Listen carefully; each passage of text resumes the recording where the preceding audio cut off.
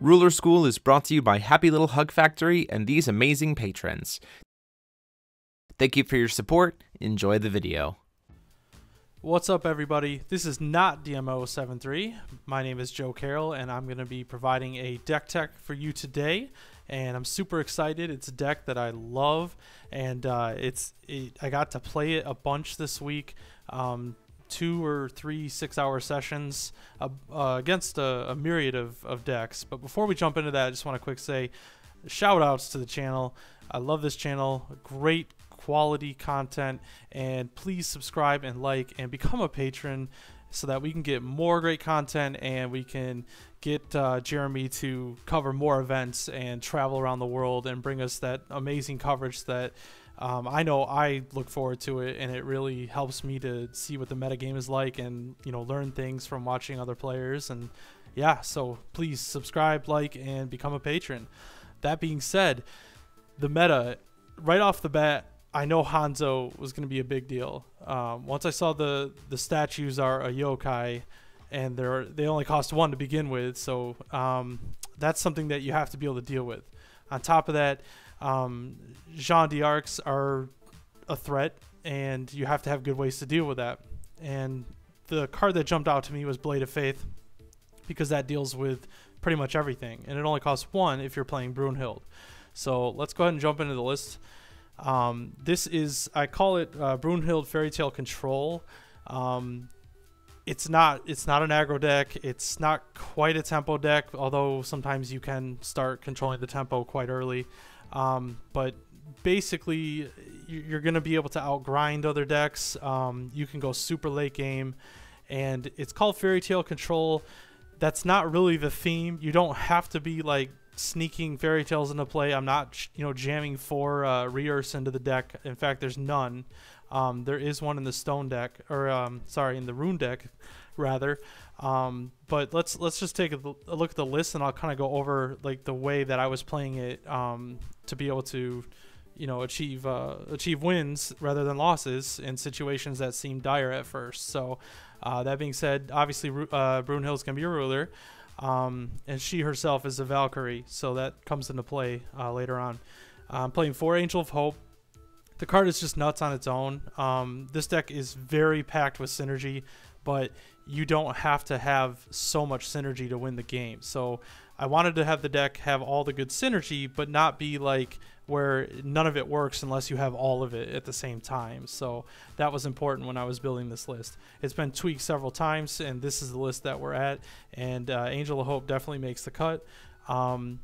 Dropping her down, you don't always have to start attacking right away, but just getting 1 counter on her can be very good in the mid to late game when you actually invert. So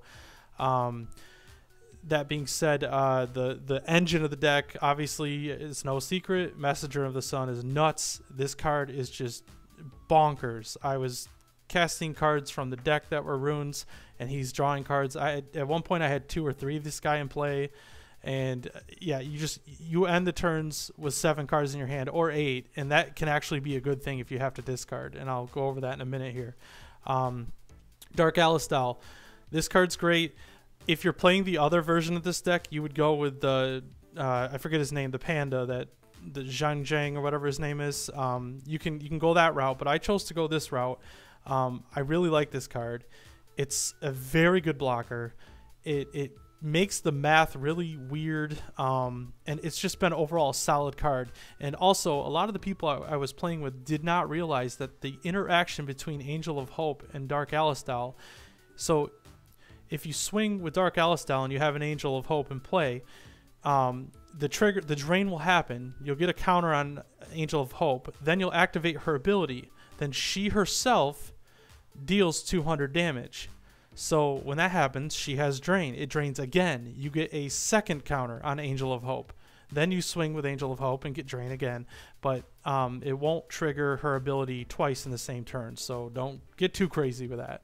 The next card we have is the Jewel Princess. At first, I was a little hesitant about this card, but after the 2 sessions that I had, and especially today, this card has been a powerhouse. It deals with so much, I was able to kill the Jizo statues, and it's a body, so it leaves its own it leaves 1/1 in place so that you have something to block with. And also, getting this thing in the graveyard is fantastic. And like I was talking about before, when you get those turns where you have 8 or 9 cards in your hand, discarding a Jewel Princess is great, because we do play a lot of reanimation. We're not solely relying on reanimation, so we're not like super weak to the graveyard hate and the removal like Violas and stuff like that. But when you get to do this stuff, and when they run out of Violas, or beyond the point where they don't have an answer, this just starts getting away. So also, this is a fairy tale, and that does matter, and we'll go over that when I get to the Rune deck later. So the last fairy tale that I'm playing is Grimia, and I'm only playing 2. You could cut this to 1. Like, you really don't ever want to draw it. Usually I'm cheating it into play.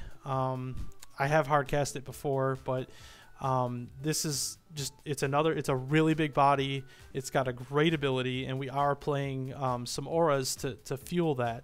And the auras also have synergy with the other things we're doing with the deck. So Ayu, the Mysterious Wanderer, I like it mainly because it has quick cast, but it's a way for you to trigger your Dark Atlas Dolls on your opponent's turn. So you can flash this in, even if it's just gain 1 life because you had like an early Sandstorm or something that flipped open. It's enough to trigger this and this, and that just gets silly. Also, I like that you can bounce it back to your hand, and it is a good blocker in a lot of situations. And it costs 2, and that is important because the next card we have is Ear, the Valkyrie of Mercy, and this is a 3-drop that brings, when it enters, it brings a 2-drop back into play. Great targets for that are Ayu, or my favorite, the Jewel Princess, which this card has just been nuts all week. So I really enjoy the interaction there. The next one is Misty. This is the big girl on campus. She kind of runs things. She's hard to deal with. She's basically unblockable. But the interaction with her is that when you play her, you get 2 will, 1 white and 1 colorless, basically to pay towards the cost of a rune. So when you play a rune, she reanimates or brings back from the graveyard a resonator that costs 3 or less. Usually the best target is to grab an Ear, and then when this comes into play, you can grab an Ayu or a Jewel Princess and kill something.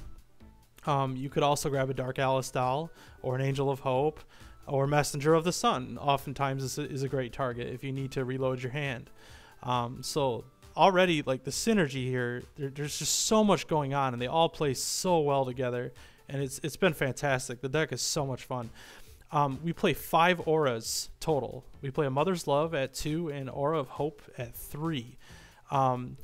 Now, we're not just throwing these in because we need auras to feed Grimia. It's not like that. Like, these actually do work in the deck. The Aura of Hope has been fantastic.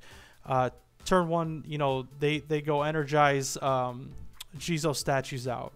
You go end step or upkeep, Aura of Hope, tap 1 down, and then you play a Jewel Princess and kill it.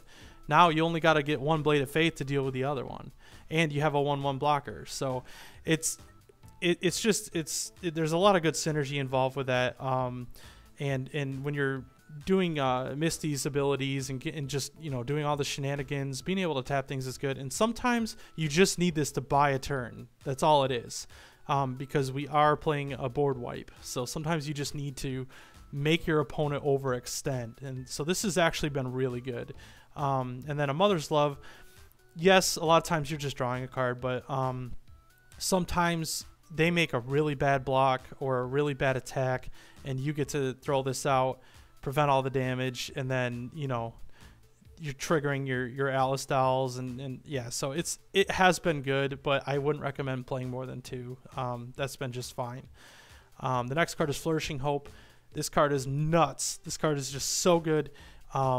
Late game, being able to Burgeoning Despair, it's been such a powerhouse. I played kind of a little bit of a mirror match, and it came down to like who was able to Burgeoning Despair more and who He wasn't playing Mistletoe though, so that really did play in my favor, because after the board wipe, I was able to reload and restock, and his Burgeoning Despairs weren't as effective as mine were. So the front side of this is great too.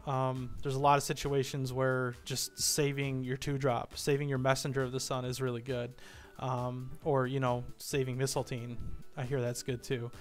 The next 2 cards are very just fantastic. The moment I realized that this is a rune. Now, I was a little hesitant to play the card at first just because it's pretty conditional. It doesn't kill anything if you don't have anything in play. But the way the deck is running, you can always have something in play. And also, this kills J-Rulers, and I have used it to do that. It gains you life because you have a Valkyrie, because you're playing Brunhild, and she is a Valkyrie. And it's just been fantastic. It's got quick cast. That's another benefit to it. And it's a rune, so when you have Messenger in the Sun, you also draw a card when you play this. And last but not least, Blade of Faith. It only costs 1 in this deck.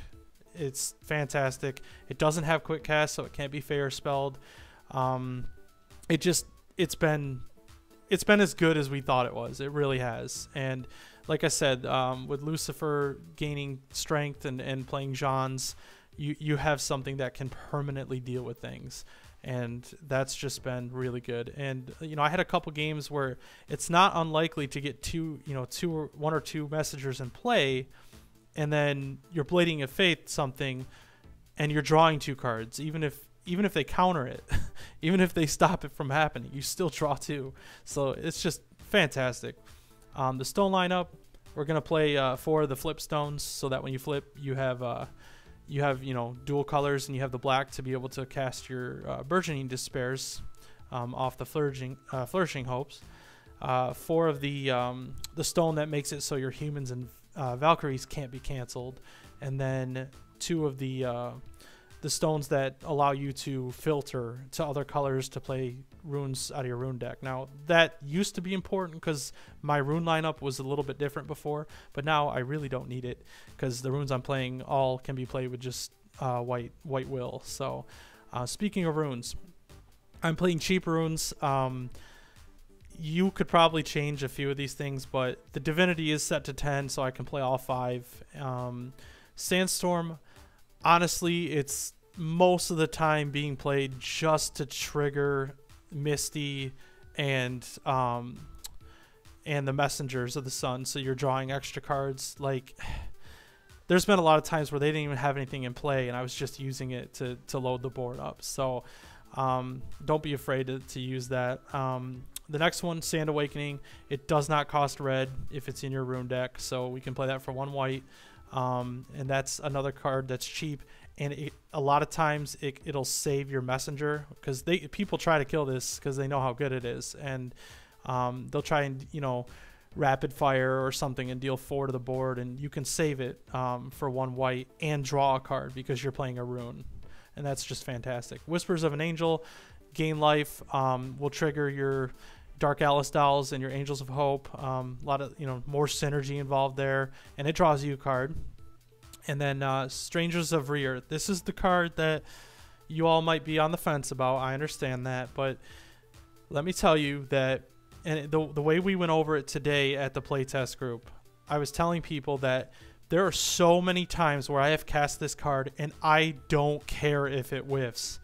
I got to trigger 2 messengers. I played Misty. I got the 2 white will, and then I had 1 more I tapped. So I would play this. I can trigger the Misty. I'd get back an ear, get back a Jewel Princess with the ear, and kill their guy. The next thing I would do is trigger the Messenger of the Sun. I had 2 in play. I drew 2 cards, and at this point, now I'm ready to look at the top 5. And like I said, I don't care if it misses, because the text on this card says if you whiff, untap 3 stones.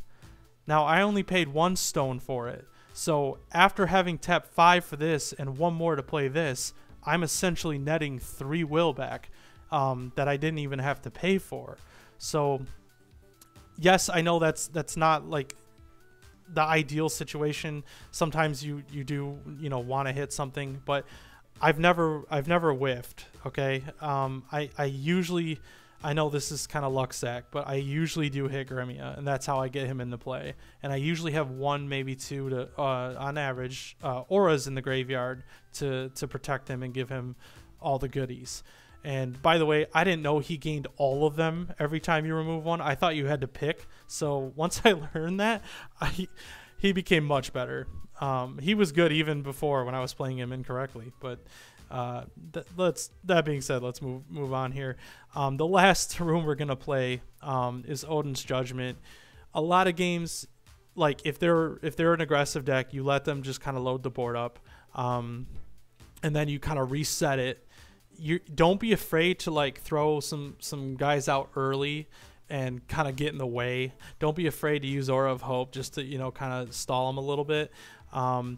In the mid-range matchups, you're going to be playing kind of a cloggy board. You're going to let your 2-drops hit the grave, and then eventually you're going to have to just be patient. But Odin's Judgment can be used as a reset, and then you follow it up by playing like an Ear afterwards and bringing back, you know, like another 2, like a messenger, and then you start drawing cards again. So if you're playing against Hanzo, you cannot play this card. You almost can never play this card. What you need to do is force them into bad situations with all your synergy. If you go turn 3 when they have Jizzo statue out and you Odin's Judgment, you're going to get ceiling scrolled, and you time walk yourself. Giving Hanzo another turn is not a good idea. So you can't cast this rune in that situation. But other than that, you can do other things. And don't forget, Ceiling Scroll can cancel runes. They don't have to be from your rune deck. So if they end up using it on a Blade of Fate to save their Jizzle statues, more power to you. Now you get to Odin's Judgment, and you get to kill everything. You get to kill their Violas too. So it can be a really good card. It's a reset card. I wasn't 100% if I needed it, but after today, there were definitely situations where I got like double and triple Mosasaurus, and I was able to Odin's Judgment and reset the board and then drop Misty and just take over from there. And let me tell you, it feels really great when you do that, and your opponent just really can't do anything, and you're sitting with 7-8 cards in your hand, and they're having like 2 or 3, you know, or 1 or none. You know, put them in a top deck mode. So yeah, again, this deck has been just fantastic. Trying to think if there's anything else that popped up today that was really interesting with it. No, I'm pretty sure I covered everything. So yeah, again, guys, like and subscribe. Subscribe to the channel, like the video, and show DMO73 some love, and become a patron today, because he would appreciate that. I would appreciate that, and I definitely want to see more coverage and definitely want to see more videos. And I hope you guys enjoyed this list, and feel free to comment and ask any questions you might have. All right, guys, we'll catch you next time.